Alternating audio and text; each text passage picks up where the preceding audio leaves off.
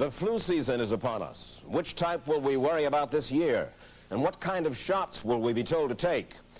Remember the swine flu scare of 1976?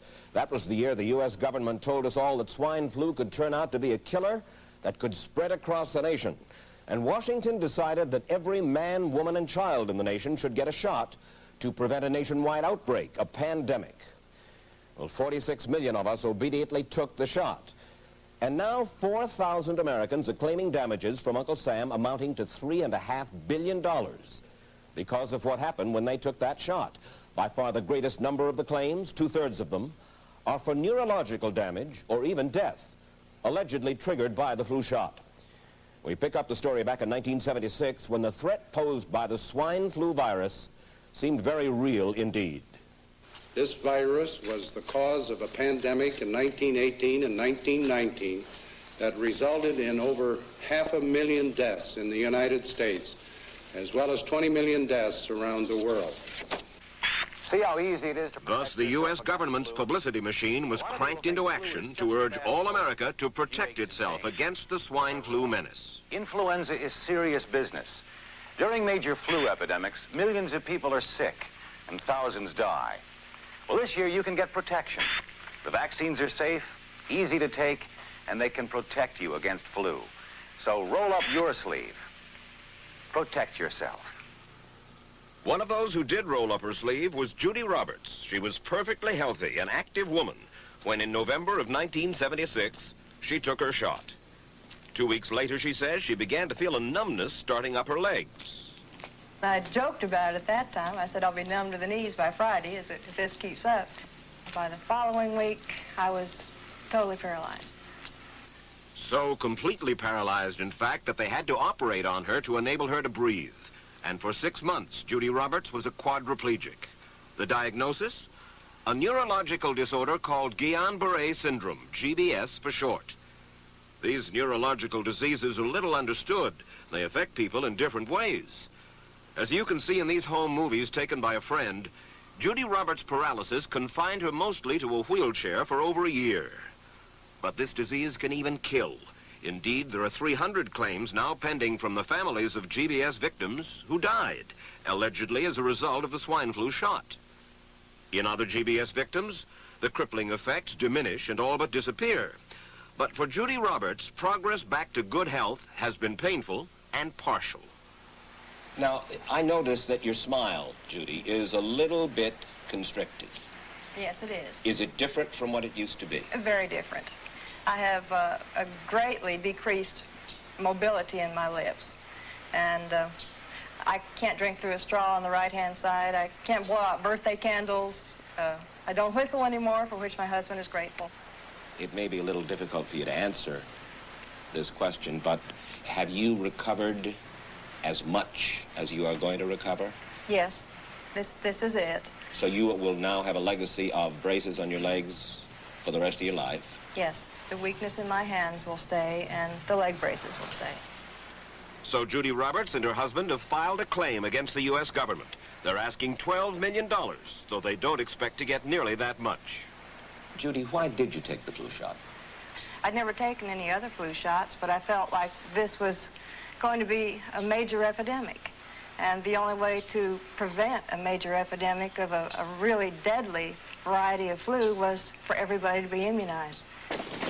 Where did this so-called deadly variety of flu, where did it first hit back in 1976? It began right here at Fort Dix in New Jersey in January of that year when a number of recruits began to complain of respiratory ailments, something like the common cold. An Army doctor here sent samples of their throat cultures to the New Jersey Public Health Lab to find out just what kind of bug was going around here. One of those samples was from a Private David Lewis who had left his sickbed to go on a forced march.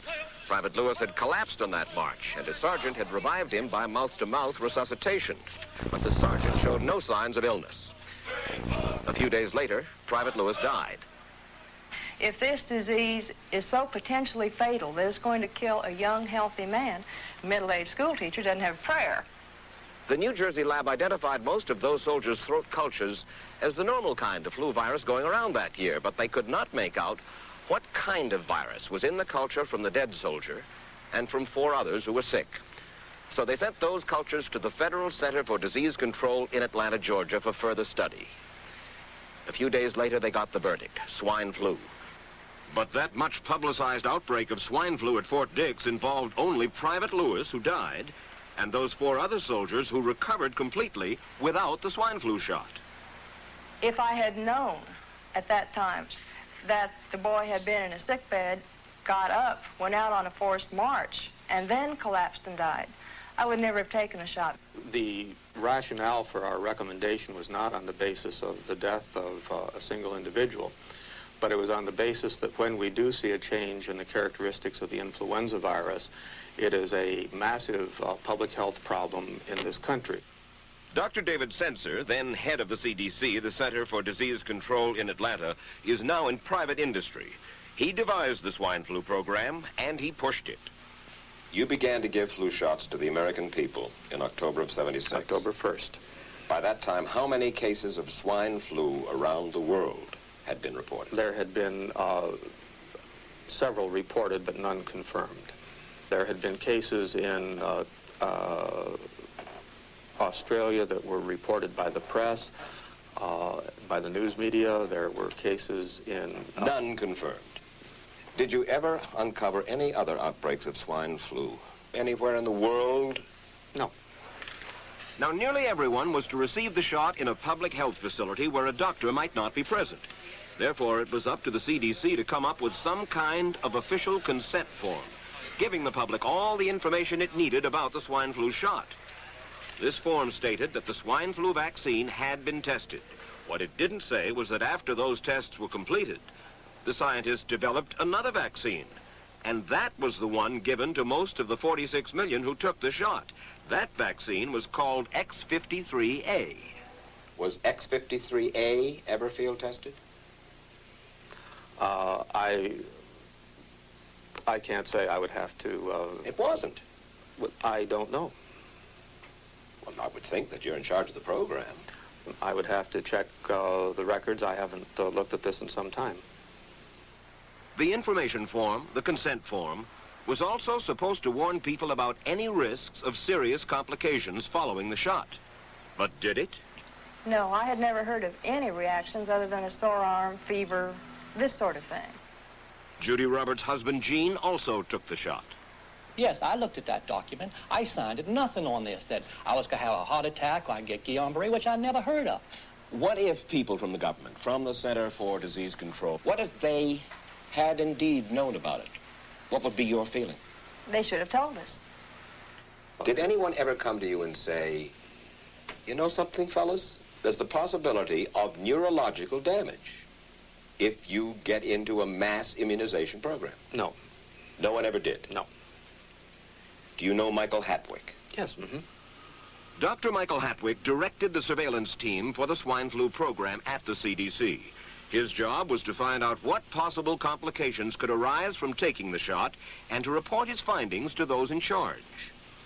Did you know ahead of time, Dr. Hatwick, that there had been case reports of neurological disorders, neurological illness, apparently associated with the injection of influenza vaccine? Absolutely. You did? Yes. How'd you know that? By review of the literature. So you told your superiors, the men in charge of the swine flu immunization program, about the possibility of neurological disorders? Absolutely.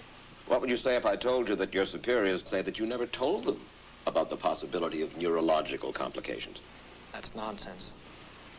I can't believe that they would say that they did not know that there were neurological illnesses associated with influenza vaccination. That simply is not true. We did know that. I've said that Dr. Hatwick had never told me of his feelings on this subject. Then he's lying. I guess you would have to make that assumption. Then why does this report from your own agency, dated July 1976, list neurological complications as a possibility? I think the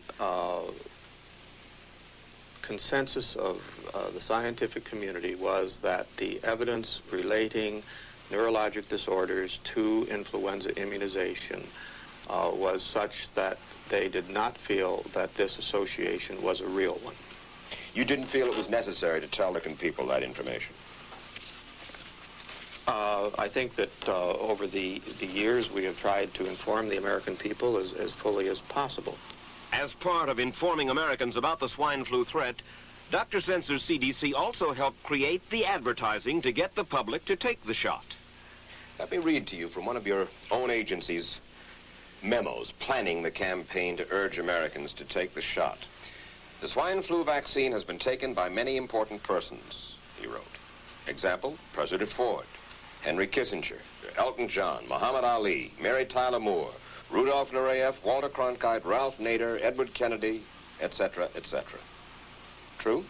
I'm not familiar with that particular piece of paper, but I do know that at least of that group, President Ford did take the vaccination. Did you talk to these people beforehand to find out if they planned to take the shot? I did not know. Did anybody? I do not know. Did you get permission to use their names in your campaign? I do not know. Mary, did you take a swine flu shot? No, I did not. Did you give them permission to use your name saying that you had or were going to? Absolutely not. Never did. Did you ask your own doctor about taking the swine flu shot? Yes, and at the time he thought it might be a good idea. But I resisted it because I was leery of having the symptoms that sometimes go with that kind of inoculation. So you didn't? No, I didn't. Have you spoken to your doctor since? Yes. And? He's delighted that I didn't take that shot. You're in charge. Somebody's in charge. This is your advertising strategy that I have a copy of here. Who's it signed by? This one is unsigned. But you'll acknowledge that it was your baby, so to speak. It could have been from the Department of Health, Education, and Welfare. It could be from CDC. I don't know. I'll be happy to take responsibility for it. It's been 3 years now since you fell ill with GBS, right? Right. Has the federal government, in your estimation, played fair with you about your claim? No, I don't think so. It seems to be dragging on and on and on, and really no end in sight that I can see at this point. With respect to the cases of Guillain-Barré, allegedly... Former Secretary of HEW Joseph Califano, too, was disturbed that there was no end in sight. So a year and a half ago, he promised that Uncle Sam would cut the bureaucratic red tape for victims suffering from GBS and would pay up quickly. We shouldn't hold them to an impossible or too difficult standard of proving that they were hurt. Even if we pay a few people a few $1,000s that might not have deserved it, I think justice requires that we promptly pay those people who do deserve it. Who's making the decision to be so hard-nosed about settling? Well, I assume the Justice Department is. Griffin Bell before he left? Well, the Justice Department agreed to the statement I made. It was cleared word for word with the lawyers in the Justice Department by my HEW lawyers. And that statement said, in effect? That statement said that we should pay Guillain-Barré claims without regard to whether the federal government was negligent if they resulted from the swine flu shot. I think the government knows it's wrong. If it drags out long enough, that people will just give up. Let it go. I am a little more adamant in my thoughts than my wife is, because I told Judy to take the shot. She wasn't going to take it, and she never had shots. And I'm mad with my government because they knew the facts, but they didn't release those facts because if they had released them, the people wouldn't have taken. And they can come out tomorrow and tell me there's going to be an epidemic, and they can drop off like flies next to me. I will not take another shot that my government tells me to take. Meantime, Judy Roberts and some 4,000 others like her are still waiting for their day in court.